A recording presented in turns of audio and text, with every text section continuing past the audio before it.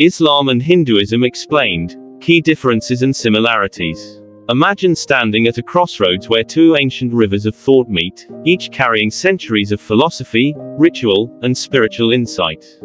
Islam and Hinduism, though shaped by different histories and cultures, have long influenced the way millions understand themselves and the universe.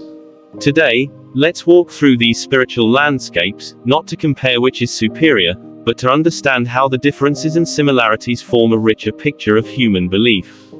Islam begins with the idea of absolute oneness, Tawhid, the belief that there is one God, without form or partners, who is both infinitely merciful and absolutely just. This monotheistic foundation shapes every aspect of Islamic worship and daily life, from the simple declaration of faith to the structured rhythm of prayer, charity, fasting, and pilgrimage. In contrast, Hinduism expands in many directions at once. It is not rooted in a single founder or a single book, but in layers of scripture, philosophy, and cultural practice accumulated over thousands of years.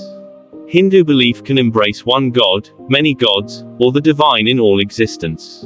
Its concept of the supreme reality, Brahman, suggests that everything in the universe is a manifestation of the same ultimate essence.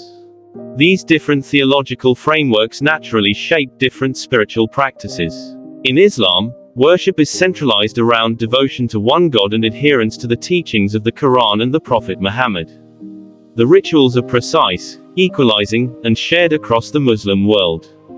A Muslim in Pakistan and a Muslim in Nigeria bow in the same way, recite the same verses, and unite through the same calendar of obligations. In Hinduism, practice is far more varied. One Hindu family may worship Vishnu, another Shiva, another the goddess, and still another seek God as a formless truth. Rituals can differ from region to region, temple to temple, and even household to household. Yet, behind this diversity lies a common purpose, to align one's actions, thoughts, and intentions with Dharma, the moral order that sustains life. Morality itself forms a fascinating bridge between the two traditions. Islam teaches that every individual is accountable to God, who judges each person's actions in the afterlife.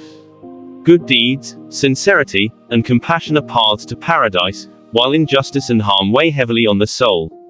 Hinduism, by contrast, sees moral actions through the lens of karma. Every deed, good or bad, creates consequences that shape one's future, whether in this life or the next.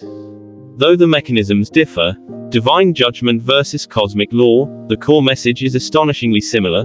What you do matters, and you are responsible for the impact you leave on the world. Both religions also emphasize a disciplined life, though they express it differently. In Islam, discipline takes the form of 5 daily prayers, fasting in Ramadan, and clear guidelines about food, behavior, and ethics. This structure is meant to draw believers closer to God through regular reflection and self-control. Hindu discipline can appear more fluid, but beneath it lies deep spiritual training, yoga, meditation, pilgrimage, sacred study, and rituals that mark life from birth to death. Where Islamic discipline often moves outward into community, Hindu discipline often moves inward towards self-realization, though both ultimately aim for spiritual growth. Even the way each tradition imagines the ultimate human goal shows both contrast and resonance. For Muslims, the goal is to worship God and follow His guidance, hoping to enter paradise and experience eternal closeness to the divine. In Hinduism, the highest aim is moksha, liberation from the cycle of rebirth, achieved by realizing the true nature of the self as united with the divine reality. One envisions eternal nearness, the other, eternal freedom. Yet both point to a destination beyond worldly suffering, one where the soul finds peace. At a cultural level, these two religions have interacted for centuries, especially across South Asia. Their philosophies, art, architecture, music, and poetry have influenced each other in ways that are sometimes harmonious and sometimes tense, yet always significant.